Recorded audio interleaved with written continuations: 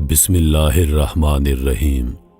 تمام سامعین کو ایک مرتبہ پھر روہیل وائس چینل میں دل کی گہرائیوں سے خوش آمدید اور محبتوں بھرا السلام علیکم۔ میں امید کرتا ہوں کہ آپ سب دوست خیریت سے ہوں گے۔ اللہ پاک سے دعا ہے کہ اللہ پاک آپ کی تمام جائز خواہشات کو پورا فرمائے اور آپ کو اپنے حفظ و امان میں رکھے، آمین۔ ناظرین، بہت سے لوگوں کی پرزور فرمائش تھی کہ آپ حضرت آدم علیہ السلام سے پہلے دنیا میں کیا تھا، اس موضوع پر ایک ویڈیو بنائیے۔ تو پیش خدمت ہے حضرت آدم علیہ السلام کی پیدائش سے پہلے کیا تھا۔ وَهُوَ الَّذِي خَلَقَ السَّمَاوَاتِ وَالْأَرْضَ فِي 6 أَيَّامٍ وَكَانَ عَرْشُهُ عَلَى یہ بات تو سبھی جانتے ہیں کہ سب سے پہلے انسان سیدنا آدم علیہ السلام ہیں۔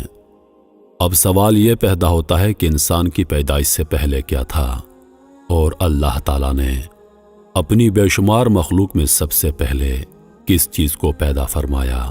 آئیے اس سوال کا جواب قرآن و حدیث کی روشنی سے حاصل کریں، کیونکہ مسلمان کے رہنمائی کے لیے روشنی کے یہی دو مینار ہیں۔ جناب رسول اللہ صلی اللہ علیہ وآلہ وسلم نے ارشاد فرمایا، میں تمہارے درمیان دو چیزیں چھوڑ رہا ہوں، جب تک تم ان کو پکڑے رہو گے، یعنی ان پر عمل کرتے رہو گے، تو تم ہرگز گمراہ نہ ہوگے۔ ایک اللہ کی کتاب یعنی قرآن مجید، اور دوسرا رسول پاک صلی اللہ علیہ وآلہ وسلم کی سنت مبارک۔ لہذا ہم سب سے پہلے قرآن کریم کے رہنمائی حاصل کرتے ہیں، جیسا کہ ارشاد باری تعالیٰ ہے، اور وہی ہے جس نے بنائے آسمان اور زمین 6 دن میں، اور اس کا فرش پانی پر تھا۔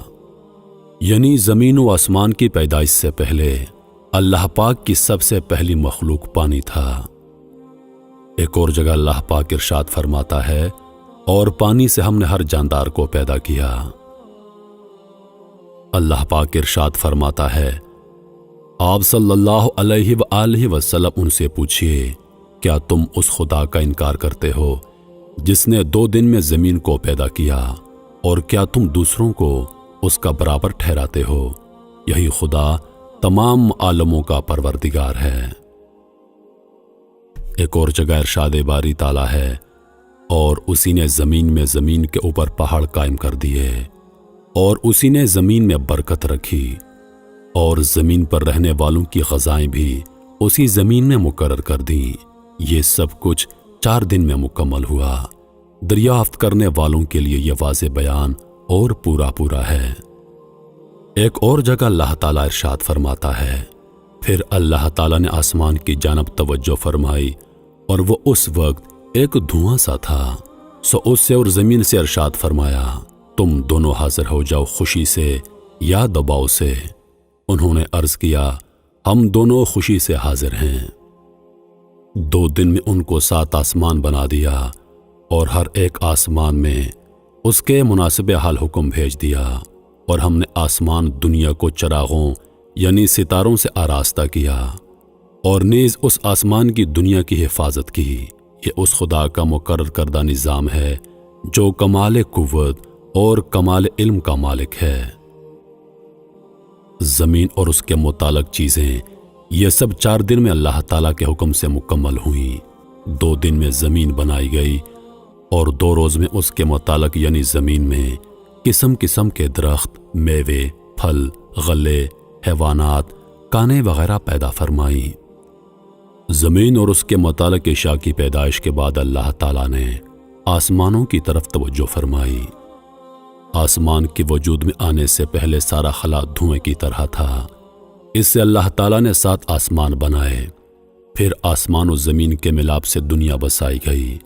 آسمان سے سورج کی شعائیں آئیں، گرمی پڑی، ہوائیں اٹھی، ان سے گرد اور بھاپ اوپر چڑھی۔ پھر پانی بن کر بارش برسی، جس کی بدولت زمین سے طرح طرح کی چیزیں پیدا ہو گئیں۔ زمین و آسمان کے متعلق یہ سب کام اللہ تعالیٰ نے 6 دن میں مکمل فرمائے، جیسا کہ اللہ تعالیٰ ارشاد فرماتا ہے، بے شک تمہارا رب اللہ ہے جس نے پیدا کی آسمان اور زمین 6 دن میں۔ اس کے بعد اللہ تعالیٰ نے زمین پر پہاڑ قائم فرمائے۔ اللہ تعالیٰ نے جب زمین کو پیدا فرمایا تو وہ حرکت کرنے لگی۔ اللہ تعالیٰ نے پہاڑوں کو پیدا فرما کر زمین پر رکھا تو زمین کی حرکت بند ہو گئی۔ اللہ تعالیٰ نے جب زمین کو پیدا فرمایا تو یہ حرکت کرنے لگی، اور اللہ تعالیٰ نے اس کی حرکت کو روکنے کے لیے پہاڑوں سے میخوں کا کام لیا۔ اگر اللہ تعالیٰ یہ انتظام نہ فرماتے تو زمین ہمیشہ حرکت کرتی رہتی۔ ذرا تصور کریں کہ کسی جگہ جب زلزلہ آتا ہے اس وقت کیا حالت ہو جاتی ہے۔ جس کو موقع ملتا ہے تو لوگ جان بچانے کے لیے گھروں کو چھوڑ کر جنگلوں بیابان میں نکل بھاگنے کی فکر کرتے ہیں، اور اکثر تو ایسا ہوتا ہے کہ بھاگنے کا موقع ہی نہیں ملتا۔ لوگ سوتے سوتے لقمۂ اجل بن جاتے ہیں۔ اگر اللہ تعالیٰ زمین کی حرکت روکنے کے لیے پہاڑوں کو اس پر قائم نہ فرماتے تو کیا ہوتا، اس کا تصور آپ کر سکتے ہیں۔ یمن کے کچھ لوگ رسول اللہ صلی اللہ علیہ وآلہ وسلم کی خدمت میں علم دین سیکھنے کے لیے حاضر ہوئے۔ ان لوگوں نے آپ صلی اللہ علیہ وآلہ وسلم سے دریافت کیا کہ اس عالم کی ابتدا کیسے ہوئی۔ رسول پاک صلی اللہ علیہ وآلہ وسلم نے ارشاد فرمایا، دنیا کے وجود سے پہلے صرف اللہ تعالیٰ کی پاک ذات تھی، اس سے پہلے کچھ بھی نہ تھا، اور اللہ کا عرش پانی پر تھا۔ اس کے بعد اللہ تعالیٰ نے آسمان اور زمین کو پیدا فرمایا اور لوح محفوظ میں ہر چیز کو لکھ دیا۔ جناب رسول اللہ صلی اللہ علیہ وآلہ وسلم نے ارشاد فرمایا، اللہ تعالیٰ نے آسمان و زمین کے وجود سے 50,000 سال پہلے جملہ مخلوق کے لیے جو بھی مقرر کر دیا تھا اس سب کو لوح محفوظ میں جمع کر دیا تھا۔ آسمان و زمین سے پہلے اللہ کا عرش پانی پر تھا۔ اس کے بعد اللہ تعالیٰ نے قلم کو پیدا فرما کر اس کو حکم دیا کہ لکھ۔ قلم نے دریافت کیا کہ کیا لکھوں؟ حق تعالیٰ کی طرف سے حکم ہوا، جو کچھ قیامت تک مقرر ہوگا وہ سب لکھ لو۔ تو قیامت تک جو کچھ ہونے والا ہے وہ سب کچھ قلم نے لکھ لیا۔ زمین و آسمان کے وجود سے پہلے اللہ کا عرش پانی پر تھا۔ اللہ تعالیٰ کے حکم سے ایک ہوا چلی جس سے پانی کی لہریں پھٹ کر پانی کی سطح پر قبا کی شکل میں ایک بلبلا پیدا ہوا۔ اس سے اللہ تعالیٰ نے ساری زمین کو مرکب فرما کر اس کو پانی کی سطح پر بچھا دیا۔ محترم عزیز دوستو، جو کچھ بیان ہو چکا ہے اس سے ایک عام آدمی بھی سمجھ سکتا ہے کہ اللہ تعالیٰ نے زمین و آسمان کو کیسے پیدا فرمایا اور حضرت آدم علیہ السلام سے پہلے کائنات میں کیا تھا۔ نبی اور پیغمبر اللہ تعالیٰ کے مخصوص اور معصوم بندے اور انسان ہوتے ہیں جن کو اللہ تعالیٰ انسانوں کی رہنمائی اور ہدایت کے لیے منتخب فرماتا ہے۔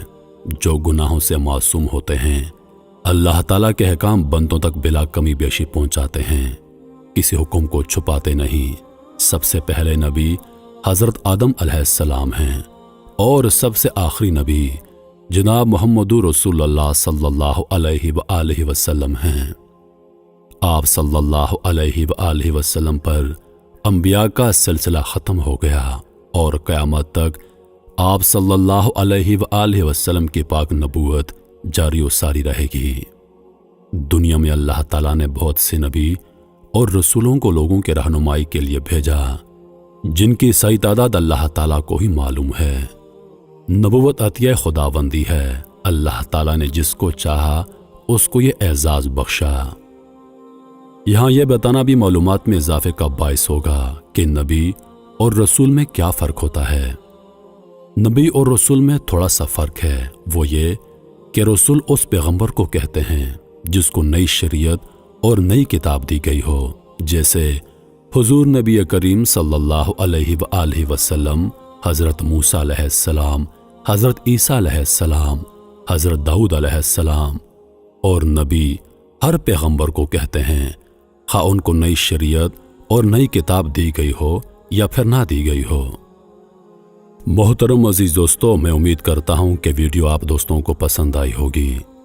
ویڈیو پسند آ جائے تو لائک اور شیئر ضرور کر دیجیے گا، اور آنے والی نئی ویڈیوز کے لیے ہمارے چینل کو سبسکرائب کر دیں، اور ساتھ میں موجود گھنٹی کے بٹن کو ضرور دبا دیں تاکہ ہماری ہر نئی آنے والی ویڈیو سب سے پہلے آپ تک پہنچے۔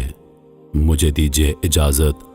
سانسوں نے وفا کی تو اگلی بار ایک اور ویڈیو لے کر آپ کی خدمت میں حاضر ہوں گا۔ تب تک کے لیے خدا حافظ۔ اللہ پاک آپ سب کا حافظ و نگہبان۔ ہنستے رہیے اور ہمیشہ مسکراتے رہیے۔